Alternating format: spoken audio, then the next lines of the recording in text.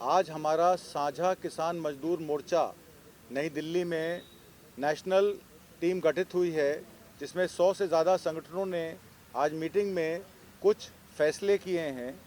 उन फैसलों को मैं पहले आपको सुना देता हूं और उन फैसलों के बाद मैं आपको आगे की रणनीति भी बताऊंगा। हमारा पहला फैसला है कि एमएसपी कर्जा मुक्ति रिवर लिंकिंग प्रोजेक्ट जो सरकार ने दिए हैं उसके खिलाफ, जो फॉरेस्ट कंजर्वेशन एक्ट है उसके खिलाफ, मनरेगा मजदूरों की 200 दिन का काम 700 रुपये दिहाड़ी, इस पे हमारी आम सहमति बनी है कि सभी मोर्चों पर जहाँ जहाँ भी वो मोर्चे बैठे हैं, चाहे वो शंभू में बैठे हैं, चाहे वो खनौरी में बैठे हैं, चाहे वो रामलीला में अपनी मीटिंग कल कर रहे हैं, उन सभी से ये निवेदन है कि इन मुद्दों पर हमारी लड़ाई साझा है और हम इस लड़ाई को लड़ेंगे और पूरे भारत में सामाजिक संगठन और नागरिक संगठन और वंचित समाज के लोग, बहुजन समाज के लोग इस लड़ाई में हमारे साथ शामिल होने के लिए एकत्र हुए हैं। और हम इस सरकार को चेतावनी देते हैं कि अगर किसानों की, मजदूरों की, कमेरों की और वंचित समाज के लोगों की बात नहीं मानी जाती है तो हम इस सरकार के खिलाफ हल्ला बोलेंगे और इस सरकार को हराने के लिए पूरी शिद्दत कोशिश करेंगे।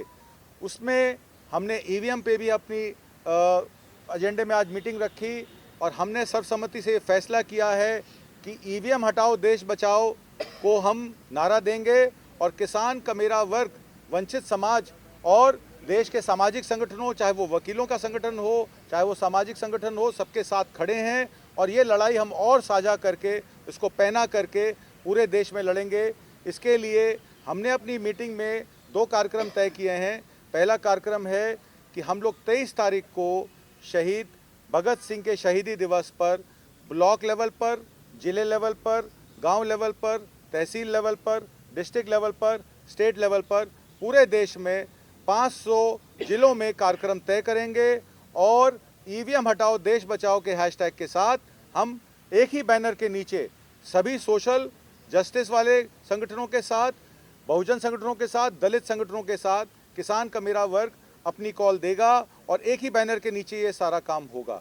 उससे पहले जो आपने यहाँ 19 तारीख के प्रोग्राम की बात की है, एक दिन उपवास की, उस कार्यक्रम को आप जब तय कर लेंगे तो उस कार्यक्रम को हम अपनी राष्ट्र कार्यकारिणी में रखेंगे और राष्ट्र कार्यकारिणी में रख के हम उस पर 19 तारीख को भी एक दिन के उपवास का 23 का अच्छा 19 को भगत सिंह जी की पोर्ट्रेट रख के, अच्छा मुझे जो भेजा था 19 और 23 का अलग अलग। अच्छा तो फिर 23 तारीख को ही शहीद भगत सिंह का जो शहीदी गुरपुरब शहीदी दिवस मनाया जाता है, उसी में उपवास का भी साधन है और उसी में वही बैनर के तले हम लोग एक दिन का पूरे दिन का जो है वो ईवीएम हटाओ। और उसमें हम लोगों ने एक और चीज़ तय की है कि हम उसमें मेमोरेंडम बनाएंगे, 2 मेमोरेंडम बनाएंगे। एक किसान की मांगों को लेकर मेमोरेंडम बनाएंगे और एक मेमोरेंडम हम बनाएंगे ईवीएम हटाओ को लेकर, और दोनों मेमोरेंडम जिले लेवल पे, तहसील लेवल पे, स्टेट लेवल पे का अधिकारियों को दिए जाएंगे और राष्ट्रपति के नाम भी एक चिट्ठी बनाकर हम वो यहाँ पे नई दिल्ली में साझा करेंगे। तो ये लड़ाई अब और पैनी होगी। ईवीएम को हटाने के लिए हमारा संकल्प है कि जब तक बैलेट से चुनाव नहीं होगा, निष्पक्ष चुनाव नहीं होगा, संविधान नहीं बचेगा, देश नहीं बचेगा और क्या पता 2024 के बाद इलेक्शन ही नहीं होगा तो ना किसान रहेगा, ना कमेरा रहेगा, ना ज़मीन रहेगी, ना हम रहेंगे, ना आप रहेंगे। तो ये मामला बहुत गंभीर है और इसको गंभीरता से लेकर सभी लोग इस पे एक लड़ाई को एकजुट करेंगे, पैना करेंगे और आने वाले समय में इसको आप प्रखर रूप से पूरे हिंदुस्तान में सड़क पर, तहसील पर, गांव पर देखेंगे। मैं अब चाहता हूं गुरमुख सिंह जी अपनी बात कहें। आज हमारी जो मीटिंग थी वो सबने मिलके हमने ज़्यादा जोर जो है हमने ईएमपी दिया है कि ईएम हटाओ देश बचाओ, उसी के ऊपर चर्चा हुई है। और जो 23 तारीख को बताया है आत्मा जी ने, उसके अंदर ब्लॉक लेवल पे जो है वो सभी को हम कॉल देंगे, अपने अपने संगठन हैं सारे कि भी इसको ज़्यादा से ज़्यादा मनाया जाए और ये मनाएंगे। और दूसरी बात ये है कि जो हमारे जो जगह जगह पे हमारे मोर्चे लगे हुए हैं उसको हम ये साझा मोर्चा जो है अपनी पूरी टीम जो है उनके पास भी जाएगा और उनको एक करने के लिए जो है एक अपना पुरजोर अपना साझा मोर्चा उनका पूरा जोर वो करेगा। और कल जो है बढ़ चढ़ के हम जो है उसके अंदर भाग लेंगे। जो 14 तारीख को जो कल की कॉल है एसकेएम की, उसके अंदर भी हम अपना पूरा जोर लगाएंगे और उनके साथ जो है किसान और मजदूर मिलकर जितने भी हैं वहाँ हम जो है पूरी ताकत के साथ वहाँ पहुँचेंगे। जी भट्टी साहब, भाटी साहब, भाटी साहब आप इधर आ जाओ। भाटी जी इधर आ जाओ, आप मेरी जगह आ जाओ, आप इधर आओ। जगह ट्रांसफर कर लो। आप बैठो गौतम जी, बैठो। सभी प्रेस का तहे दिल से पूरा धन्यवाद। आप आए हमारी बात सरकार तक पहुंचाने के लिए, जनता तक पहुंचाने के लिए। मैं जो आज मीटिंग हुई इसके बारे में किसानी मुद्दों पे जो हमने 5 मुद्दे ऐसे पास किए हैं सिर्फ किसानी के, और उसके साथ ईवीएम वाला ये मुद्दा खास करके पास किया है। मैं सभी साथियों को बधाई देता हूँ, इसमें से बहुत अच्छे मुद्दे पास हुए हैं। पर उससे पहले जो हमारा आंदोलन चला था, मैं थोड़ा बैक में जाना चाहता हूँ, सिर्फ 1 मिनट लूँगा, ज़्यादा नहीं लूँगा। जब 2020 का आंदोलन चला था तो उस टाइम पे हमारे प्रधानमंत्री नरेंद्र भाई मोदी जी ने माफ़ी मांग के खड़ा छुड़वाया था। आपको याद होगा सभी को, माफ़ी मांगी थी ना, 13 महीने बाद मांग ली, बेशक माफ़ी मांगी। क्यों मांगी? क्योंकि किसानों की एक ताकत एकजुट हो गई थी और मोदी को मैदान में आके ये कहना पड़ा था भी मेरे से गलती हुई है और मैं माफ़ी मांगता हूँ। उस टाइम तो माफ़ी मांग के खड़ा छूट गया था मोदी का, अब माफ़ी मांग के खड़ा नहीं छूटेगा। क्योंकि आपने देखा होगा पिछले दिन, बहुत दिन नहीं हुआ, पिछले दिन ही हरियाणा के और पंजाब के बॉर्डरों को ऐसे सील कर दिया था मनोहर लाल खट्टर जी ने, जैसे पाकिस्तान और चीन के बॉर्डरों को कभी इतना सील नहीं किया इन्होंने। किसानों के साथ इतना बुरा सलूक किया, सीधी गोलियां मारी। खट्टर की को कुर्बानी देनी पड़ी। खट्टर को तो ले लिया किसानों ने हाथ पा के, खट्टर को जाना पड़ा, किसानों की लड़ाई से जाना पड़ा।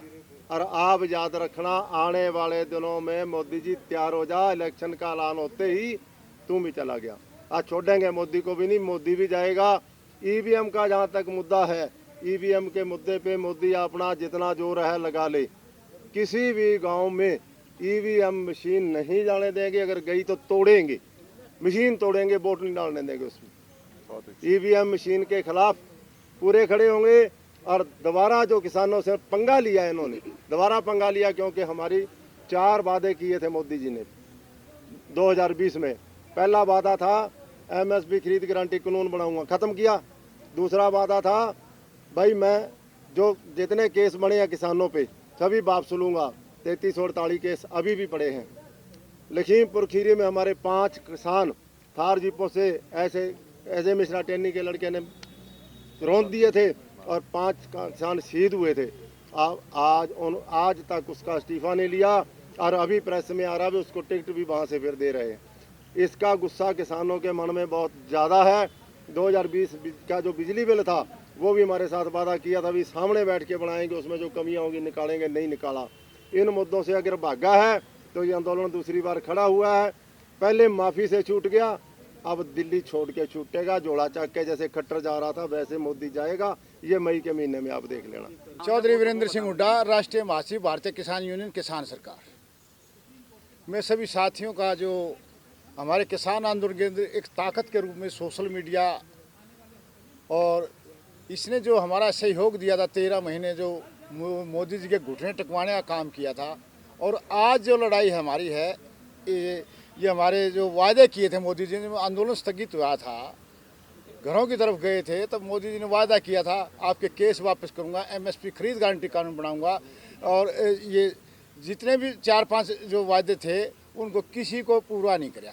केस भी ऐसे ही रह रहे हैं। एमएसपी खरीद गारंटी कानून पर आप देख लो क्या हालात हो रहे हैं।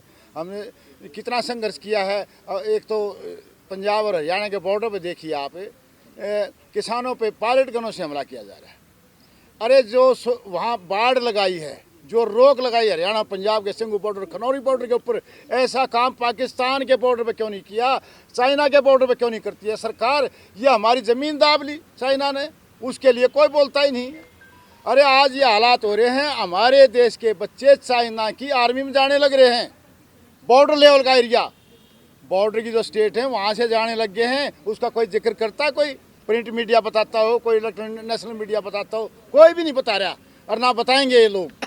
आज ये पूंजीवाद के हाथ में सरकार आ चुकी है।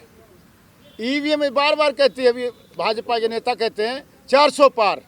अरे 400 पार ये कितने पार कह रहे हो भाई? 5 हरियाणा में कहा 70 पार 40 पाई थी इनकी, अब 400 पार का नारा। ये मानसिक दबाव बना जा रहा है।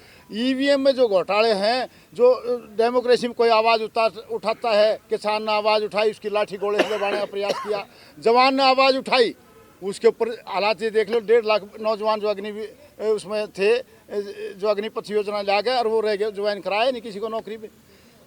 उधर से कर्मचारी है वो आंदोलन कर रहा है, नौजवान आंदोलन कर रहा है, किसान कर रहा है, मजदूर कर रहा है, कोई वर्ग बचा क्या? ये डेमोक्रेसी खत्म होने लग रही है। ईवीएम का इसीलिए तो दबाव, ये जो मुद्दा बना है भाई, ईवीएम के अंदर बुद्धिजीवी लोगों ने, सुप्रीम कोर्ट के वकीलों ने जो मैं इनका धन्यवाद करना चाहूँगा, इन्हें जो आवाज़ उठाई है, इनने आम जनता को समझाने का प्रयास किया है भाई ईवीएम के अंदर ऐसे ऐसे धांधलेबाजी होती है। और ईवीएम के खिलाफ जो भी ये कॉल देंगे हम संयुक्त, आज हमारे जो है 100 के करीब तो संगठन थे ही, और लेकिन हमारे पास समर्थन प्रत्यक्ष 400 के करीब हैं। जो साउथ से थे किसान संगठन वो आ नहीं पाए, उनके प्रतिनिधि आए थे, 1-2 प्रतिनिधि आए थे। तो 400 करीब किसान संगठन है। जो भी कॉल दी जाएगी संयुक्त, हम उस पर फूल चढ़ाएंगे और पूरी लड़ाई लड़ाएंगे भाई। ईवीएम ने इस सरकार ने उखाड़ के फेंक देंगे। ये कोई मानती नहीं, डेमोक्रेसी में आवाज़ उठाने का सबको दिया है। आज हम लोगों ने जवाहर भवन के अंदर देश के अनेकों राज्य से अलग संगठनों से लोग आए थे, उनके किसानों के लीडर आए थे, और आज हमने देखा कि हमारे देश के वकील सड़कों पर है, आंदोलन कर रहे हैं, और हम लोग सिर्फ एक एमएसपी के लिए ही लड़ रहे हैं, जबकि असली जड़ ईवीएम है। यदि ईवीएम देश से हट जाएगी तो सारी की सारी समस्याएं स्वतः ही समाप्त हो जाएगी, क्योंकि जनता का जो मत है वो अपना मत का अधिकार तो करते हैं, लेकिन उनका जो मत जहां जाना चाहिए था वहां नहीं जा रहे हैं। इसके लिए हम लोग अपने जो हमारे देश के तमाम वकील हैं, जो सड़कों पर है, जो आंदोलन कर रहे हैं, हमने एक निर्णय लिया, हमें उनका साथ देना चाहिए। और एमएसपी तो होगा ही, लेकिन सर्वप्रथम मांग हमारी ईवीएम को हटाने के लिए होगी। और दूसरी हमारी एक, आप तो हमारे लोकल चैनल हैं, जो देश के बड़े जो चैनल हैं, जो देश का जो बड़ा मीडिया है, जो इसके मीडिया के जो मालिक हैं बड़े बड़े, अब हम किसान जितने भी देश के 1 दिन 2 दिन उनके जहां भी इनके कार्यालय है वहां पे जाएंगे और उनके आगे धरना देंगे, क्योंकि इन्होंने, इस मीडिया ने हमारे पूरे देश को समाप्त कर दिया, इस देश का पर्दा तंत्र बिल्कुल मिटा दिया है। इसका सबसे बड़ा जिम्मेदार हमारे देश के अडानी अंबानी जो बड़े जो मालिक है चैनलों के। मैं आप लोगों को नहीं कह रहा हूं, आप लोग तो हमारी आवाज़ को उठा रहे हैं, थोड़ा बहुत जो हम लोग बचे हुए हैं आपके कारण बचे हुए हैं, हमारी जो आवाज़ें चल रही है आप लोगों के कारण चल रही है, नहीं तो हमको समाप्त कर दिया जाता। इसलिए हम लोग एक निर्णय ले रहे हैं कि अब हम लोग जो बड़े चैनल हैं इनके खिलाफ भी हम लोग जो है धावा बोलेंगे, सरकार के कम बल्कि इस मीडिया के। ये मीडिया जो देश में दिखाता है, जो दिखता है, वही देश की जनता में बिकता है। क्योंकि ये शाम को हमारे जो बुजुर्ग घर में बैठे हुए हैं, जिनको मोबाइल चलाना नहीं आता है, वो लोग सिर्फ उसी को देखते हैं और वही मोदी के गुणगान इसलिए करते हैं कि डिबेट पे जो भी दिखाया जाता है वो हिंदू और मुस्लिम, हिंदू मुस्लिम, उसके अलावा कुछ नहीं दिख रहा है। इसलिए हमारा जो सबसे बड़ा जिम्मेदार है, हमें धावा बोलना चाहिए सरकार से पहले, इन मीडिया के खिलाफ जो है हमें धावा बोलना चाहिए। धन्यवाद।